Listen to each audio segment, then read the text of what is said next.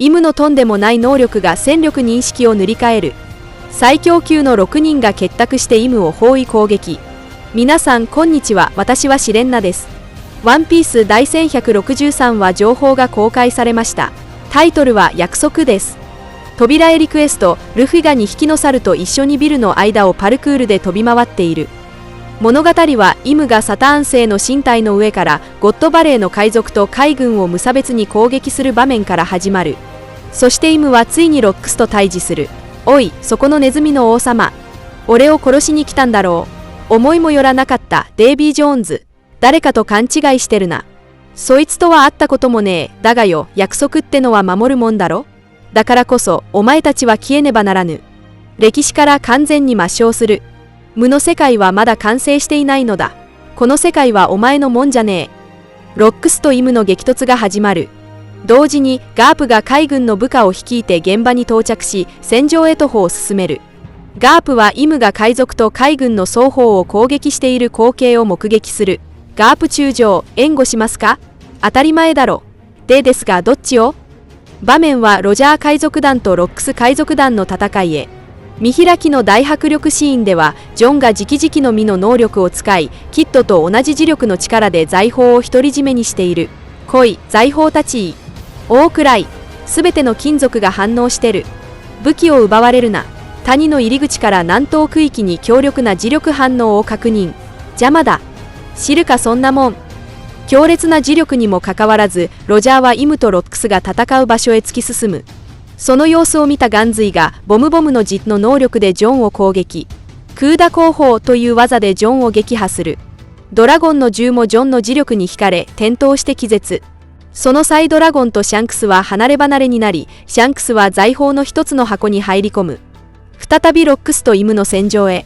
ガープが到着するが、数名の海兵が彼を押さえつける。ダメです、ガープ中将。あれは世界政府の最高権威。あの害虫のことか？カイドウが俺にもやらせろというが、ゼウスに乗ったリンリンが飛来し、カイドウを攻撃。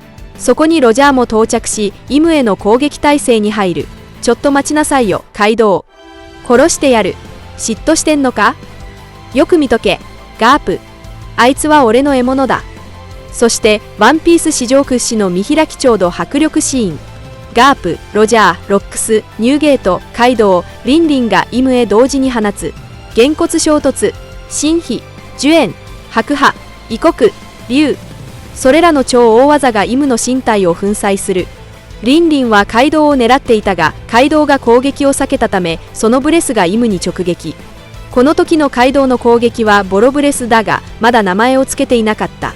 だが、イムはすぐに再生。次の瞬間、覇王色の覇気の超巨大な波動を放ち、ゴッドバレー中の多くの者が気絶する。それでもロックスは攻撃を続け、剣でイムの身体を切り裂く。しかし、それも無意味だった。無には見えるぞ、お前の妻と息子が森をかけているのが。やめろ、触るんじゃねえ。バラバラになったイムの身体から黒い触手が伸び、ロックスの体を貫く。安心しろ、無は何もせぬ。ぐっかに刺された方がマシだぜ。お前自身が一族を滅ぼすのだ。妻と息子を皆殺しにする。なんだと、そんなバカな。黒天支配。ぐあっ。そして衝撃のラストページ。イムが黒天支配を発動し、ガープ、ロジャー、ニューゲート、リンリンが驚愕の表情で見守る中、ロックスの身体が悪魔へと変貌していく。牙が伸び始めるロックス。最後のコマではエリスとティーチが森の中を駆け抜けている姿が描かれる。またロックス自身は妻子に関する重大な変更を受けて感情が崩壊し、戦闘で弱点を晒してしまった可能性があります。その隙をついてイムは黒天支配をロックスに使ったのかもしれません。結果としてロックスも悪魔化し、島の残る海賊たちに対して無差別な攻撃を仕掛けた。ロックス本人の元々の強大な実力にマカによる倍増が加わって、彼はロジャーが生涯で遭遇した中でも最強級の相手となったのでしょう。最終的にロジャーとガープが協力してロックスを討ち取り、ロックスはマカによる寿命消耗で生き絶えたという筋書きです。ロックス海賊団はその後瓦解し、これは後に戦国が海軍での教えに織り込んだ結論とも符合します。振り返れば戦国はまさに言葉の達人で、言っていることは事実で結果も正しかったが、その背後にあった過程は想像以上に邪悪で血生臭かったということになります。ロックスがロジャーとガープに撃たれた後、イムはさらに大技を放ち、島の海賊を一掃しようとした可能性があります。各勢力は混乱の中でゴッドバレーから逃亡しました。カイドウは清流の姿になって飛び去ることができたし、バーソロミュークマたちはニキュニキュの実の能力で転送したのかもしれません。ここで注目すべきはシキです。もともと劇場版の登場人物であったシキは最近の回想での出番が増え、オダはハレーでこのキャラクターを生死に昇格させました。これは彼のふわふわの実の能力を生かす狙いがあるのでしょう。第1162話でロックスは神の騎士団の追撃を止めるために島を一刀両断しましたが、ロックスが切り離したその小さな陸海こそがシキや他のロックス海賊団残党の脱出に重要な役割を果たした可能性が高い。劇場版ワンピースフィルムストロングワールドでも見られたように、シキはふわふわの実で島を浮かせることができます。海賊たちは脱出後、一部は蜂の巣へ戻り、シキはゴッドバレー由来の浮遊島の資源を利用して巨大な艦隊を築こうと考えた。そしてその島を赤い土の大陸を越えて運んだ。これがもともと西の海の島がどうして楽園側の間の三角地帯に現れたのかを説明する一助となるかもしれません。シキのふわふわの実以外にそんなことを可能にするものはまず考えにくいでしょう。その後シキはマリンフォードで捕獲され、その島は放棄され、最終的に月光モリアに発見改造されて世界最大のスリラーバークになったというのが私の推測ですが、過去に公開した考察動画でも多く語ってきたように、ケルベロスや古代巨人族オーズ、あるいはモリアが影を吸収して戦力を増すような振る舞い、スリラーバーク編全体はイム勢力の縮図のようにも見えます。例えばイムが得意とする憑依に相当する手法はモリアにも似た鋭革命がある。彼は影帽子を他人の影に融合させ、影の形を変えることで本体を操れるのです。モリアの支配の中心が影だとすれば、イムにとっての核心はやはり生命でしょう。これまでイムについては様々な考察が出回ってきました。得意な悪魔の実の能力者だという説や、そもそも悪魔そのものだという説もあります。しかし聖地深部にあるあの天龍神の国宝を無視しては本当の秘密にたどり着けないかもしれません。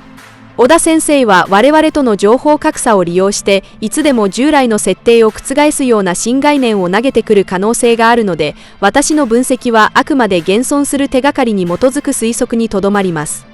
とはいえ国宝、衛星、不死というタグは非常に目立ちます。あの天龍神の国宝はイムが支配を維持するための重要な装置である可能性が高いのです。イムは自身の衛星とその国宝を取引し、悪魔と契約を結ぶための力を得ているのかもしれません。今のところ私の傾向ではイムは最終的な黒幕の有力候補ですが、あるいは別の超自然的存在の代理人に過ぎない可能性もあります。ネローナ家のイム星から現代の世界王イムへと続く系譜を考えると、彼女は1000年に一度の衛星する怪物を具現化した存在と見ることもできるでしょう。しかしどんな力にも代償がある。イムの永遠の命を維持し、五老星や神の騎士団が戦闘中に再生し続けることを可能にするためには、他者の命を絶えず捧げる必要があるはずです。これは第一世界から存在していた邪悪な何かが第二世界でイムに発見され取引されたという筋書きとも整合します。イムはその頂上の力でジョイボーイと古代王国が有していた先進技術を打ち破り、ジョイボーイは3つの古代兵器を未来に隠す決断をせざるを得なかった。そう考えると筋が通ります。天龍神が3年ごとに行う人間狩りは単なる残虐な遊戯ではなく、あの国宝と悪魔へ命を捧げる儀式である可能性も否定できません。儀式遂行のために五老星の森林が必要とされることすらあり得るのです。イムはこの不死の力を通じて各天竜人の家を強固に縛り付けたのだと推察します。イムは力を共有し、彼らは権力だけでなく世界で好き勝手に振る舞える暴力的資本を獲得した。その代償として五老星や神の騎士団などの中核戦力の生命そのものがイムに結びつけられ、絶対的に従属することを強いられている。世界の現状が維持される限り、イムは権力の頂点に居続けられる。一方でロックスらが代表する D の一族は旧秩序に挑戦を続けている。真実を追い求める者がいる限り、イムが必死で隠してきた秘密はいつか暴かれるだろうし、第二世界で始まった未完の戦いは再び火蓋を切ることになる。私はそう考えます。この長きにわたる争いは、自由と支配という思想の根本的対立に由来し、神典における半月の任と満月の任という2つの陣営の衝突にも通じています。太陽神二家が存在するならば、それに対立する矢の神や悪魔は一体誰なのかという問いが浮かびます。ロジャーのあいつはまだまだ無知だという嘆きは実に真実をついた一言です。ロックスが生前に欲していた2つの悪魔の実についても、彼の最後の瞬間にその答えが明かされる可能性が高いと私は予感しています。そしてロジャーはこの戦いを通して自分のこれまでの冒険の浅さを知り、偉大なる航路と世界の究極的な秘密を探す新たな旅へと踏み出すのではないでしょうか。以上が今回の動画の内容です。最後までご視聴いただき本当にありがとうございます。もしワンピース漫画の熱心なファンであれば、ぜひ私のチャンネルを登録してください。皆さんの応援が私の動画制作の最大の原動力です。それではまた次回をお会いしましょう。